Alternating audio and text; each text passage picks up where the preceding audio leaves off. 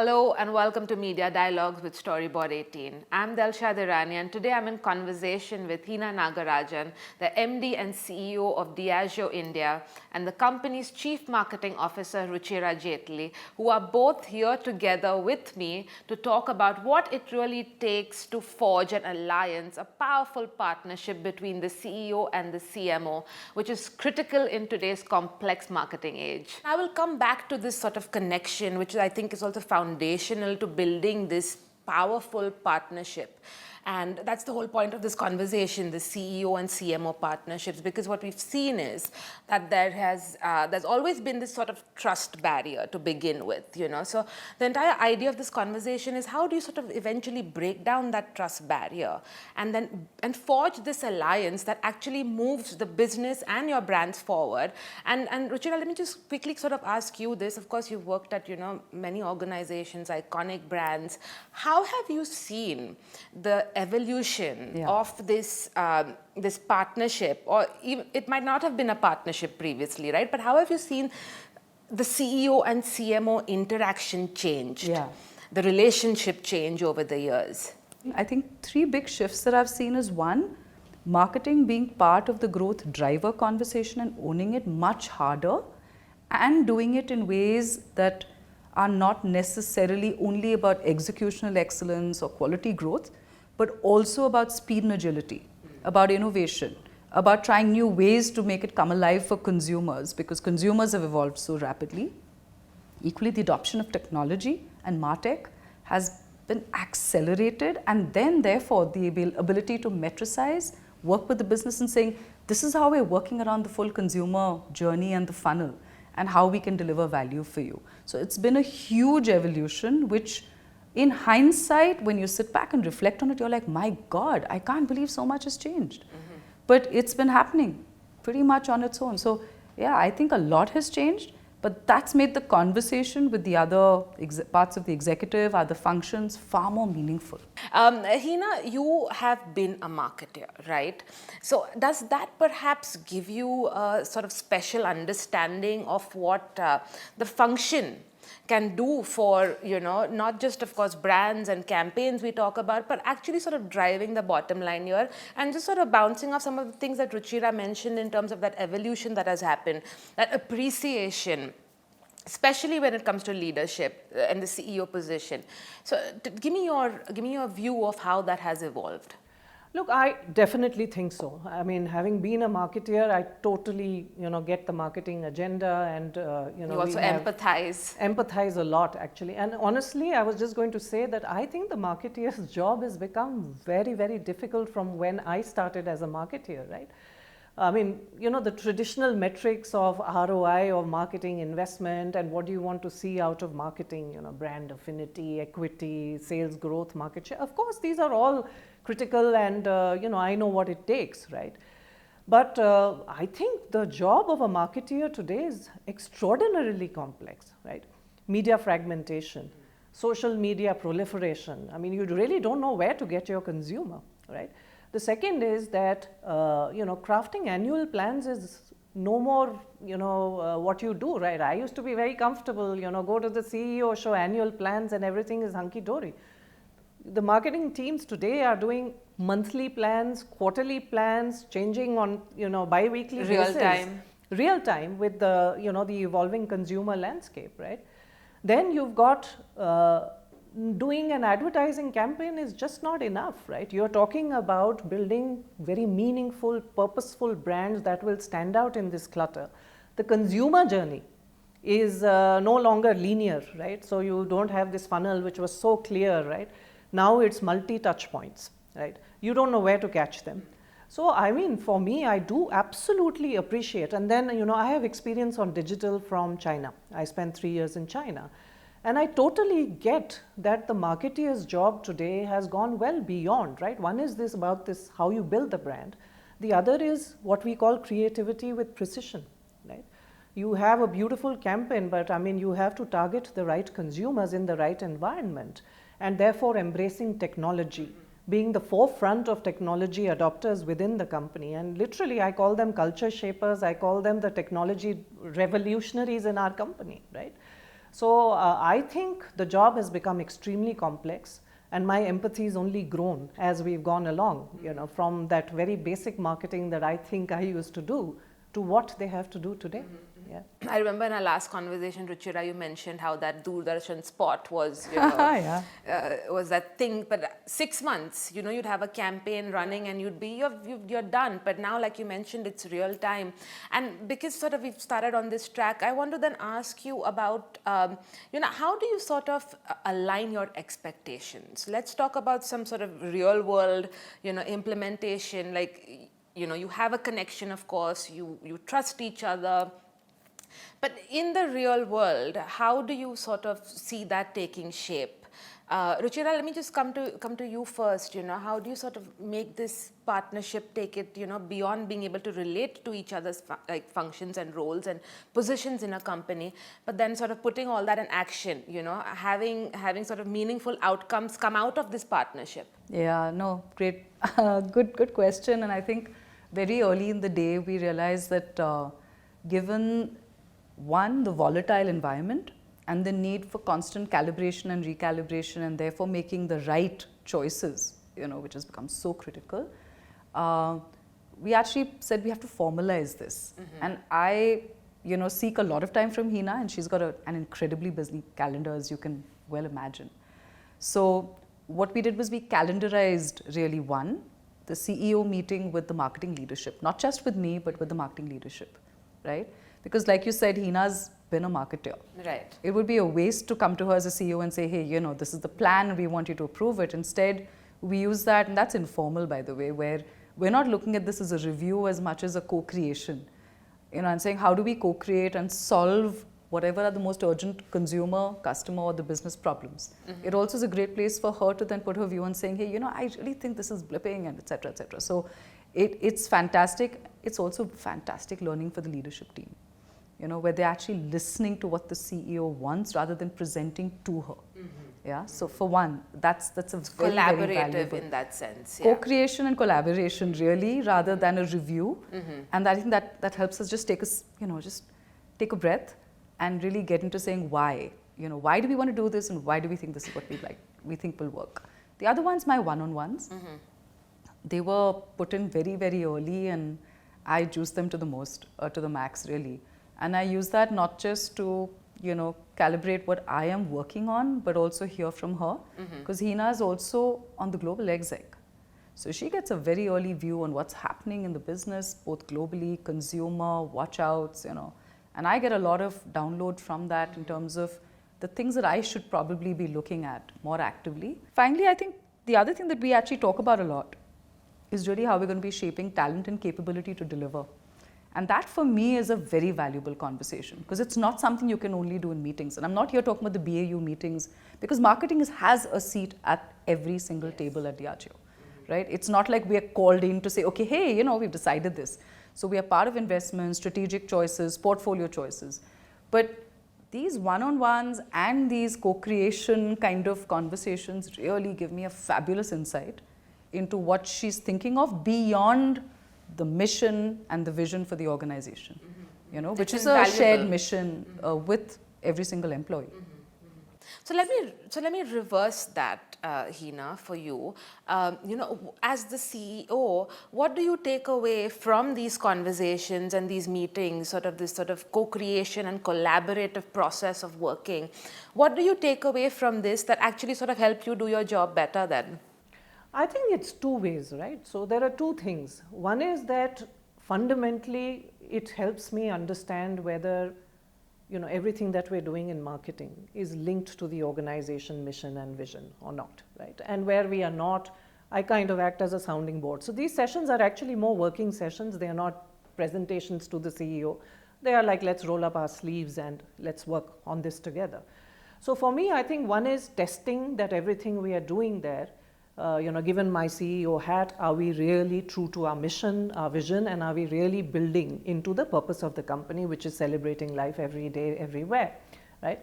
And sort of convincing myself, because I'm a very big proponent of marketing investment. I've made that a huge priority in the organization. So just, you know, validating for ourselves that we are doing investment in the right way, we are putting it out on the right things, right?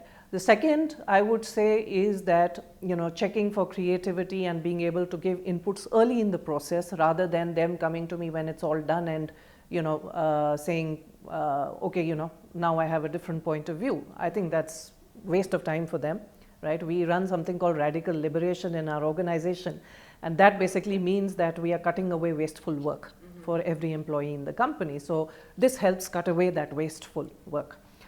It also gives me the ability to be an ambassador for marketing, right? So when it is actually presented to the rest of the ExCom, I'm already on board, right? And that helps me bring the right perspective to the ExCom, and everyone can see that I'm supportive of it. Not that my rule is, if I'm saying yes, it has to be yes.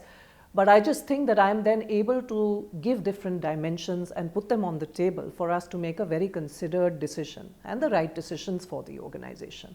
And last but not the least, for me to evaluate talent. I mean, that is one of the big fora, right, where I am exposed to all the talent that Ruchira has in her team. And then when we have conversations on talent, I'm in the know and I've seen them in work, right? And therefore we are able to have the more meaningful conversations. So there's a lot that I get out of these meetings, which helps build the alignment, of course, but it just helps us to make better decisions. Better decisions that then lead to better outcomes, which is what I want to ask you now. Of course, we've spoken about the process, how the partnership in everyday setting is in action.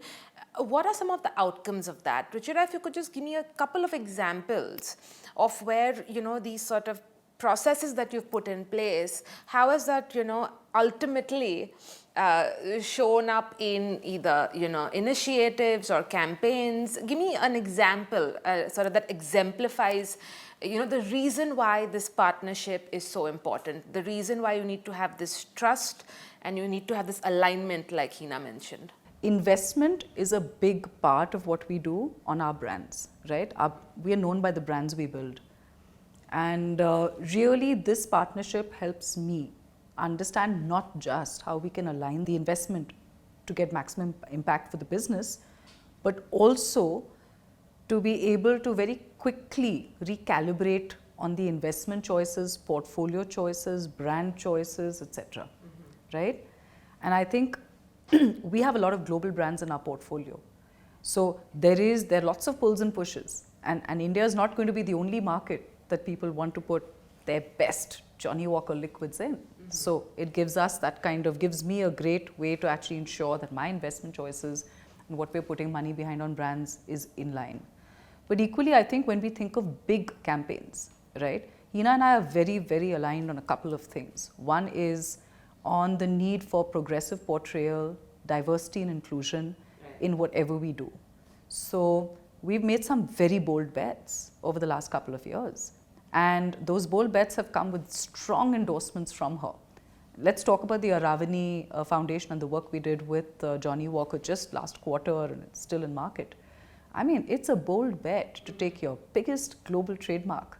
And while we are all about collective progress and about really empowering bold boundary pushers, but really getting the trans community or the transgender community to participate and be the anchors of that entire activity in the festive season, which arguably is one of the most important ones for us. Her inputs, in fact, her question was, how are we making this come alive at literally every single part of the omni-channel journey? Don't make it just about media and about communication, right? So I think something like that. Equally on sustainability and the work we're doing on, how do we link sustainability behind brands and then demonstrate that with what we do in market. As the CEO, I'm looking at organization transformation and I'm looking at value to, all our stakeholders. And therefore, my expectation as a CEO is that even when we do ESG, it must build value for the consumer and for our company, right? And I must say they've done a fantastic job of it, because translating ESG into value for the consumer and credible value for the company is a pretty tough task today. I mean, it's a big hot topic, being debated out there. But I mean, if I just give the example of Signature whiskey, which was sort of renovated on the platform of sustainability, right? The product itself is the most sustainable in its category. You know, we use 40% recycled glass in the bottle, right? When we had the carton, we were using responsibly sourced paper. Now we've removed the carton, so you know we are saving the carbon footprint, saving trees from being cut. But signature is now associated with mangrove regeneration on the coastline of Odisha, right? And that is a triple win. It is value for the consumer, it's value for the community that we are operating in, and it's value for the company, because this repositioning of signature has made it perform extremely competitively in its segment, and the brand is growing, you know, multifold since then, right? So I think being able to link the overall mission of providing long-term value to our stakeholders through the marketing initiatives and building this triple win value that we call, I think that's where this alignment and way of working is really yielding the results that we want. I think you nailed it there, Hina, because it's also sort of linking that purpose with profit. And of course, marketing acts as that catalyst. A couple of final questions before we wrap. We spoke about talent. Y'all are, you know, leading this organization. Now, how does it impact other teams, perhaps, and you know, the entire lineup of your leadership in other departments when they see an alliance like this at the top? You know, what sort of impact do you see it having on teams and how they work? And do you sort of perhaps actively think about this when it comes to, you know, passing on this idea of co-creation and collaboration to even other teams and other leaders in the organization? Ruchira, I'll come to you first. You know, I think what Hina expects from me is that while we do this work together, I am responsible for then getting on board stakeholders across the business, right? It's not something that she's going to then go out and individually do. That's not her job. My job is then to work with my colleagues across the board, whether it is in manufacturing, whether it's in commercial, whether it's in finance, and then bring alive what we're doing, and also bring, like she says, the triple win for business alive, right? So I think one is having that very, very clear idea of what's expected and therefore the outcomes that we're driving. It helps me to go out and then have those conversations. And of course, there will be the real life considerations that you need to make come alive. So absolutely. I think equally, to your point on taking this across and how does it work, I think it gives a lot of confidence to people. That, you know, what we're doing is all aligned finally to the organization mission and the goals that we've put out as an organization. And that's what you want to know, right? That you're pulling together in one direction. Correct. And that marketing isn't coming in with some, you know, and very often marketing has been seen as, in some more traditional organizations, as a driver of communication or of advertising. Correct. And that really undermines the role that we can play. It's very limited. We are actually coming on board with foresights. And foresighting is a big part of the Diageo really insights and planning engine. So with foresights, with deep consumer insights, we're sitting at the table when strategic choices are being made. We're putting up consumer and customer voice, even when it's not the only reason why a decision is made. And sometimes we make decisions that maybe override the immediate consumer wins, right? Because we have to do what's right. That's fine. Yeah, but we're all pulling in the same direction. And having that point of view explicitly put out there is very, very valuable in my opinion. But yeah, I'd love to hear from Hina. No, I mean, I think, yeah, Ruchira's right. One is that I do expect, as the CEO, the functional leaders to be talking to each other and acting as unifiers across their functions, right? So that is one aspect. And, you know, even if there is stuff that has been shown to me, I would always encourage the marketing team to go out and share it with, you know, the commercial team particularly, because, you know the traditional battle between commercial and marketing, right? That is one of the things I learned with my early, career in marketing. Right? Is it getting better? I think it is, right? I think it is. I think Ruchira has brought, inspired a lot more confidence along with her team in, within commercial. And, the proof of the pudding is in our brand results, right? So that always helps. But we do have, I would say, Delshad, we do have, our exec, right? She sits on the exec, as does every other functional leader. And we have co-created our mission and strategy. Every functional leader is a co-owner and driver of this strategy, right? All our success metrics are linked to our mission and purpose of building value for all our stakeholders, right? So the KPIs are all linked to these strategic goals. And I must say that the exec holds hands together, right, to deliver this mission together. I have always advised my ex-com that, look, you are a Diageo India leader first and then a functional leader. So wear that hat first before you wear your functional hat.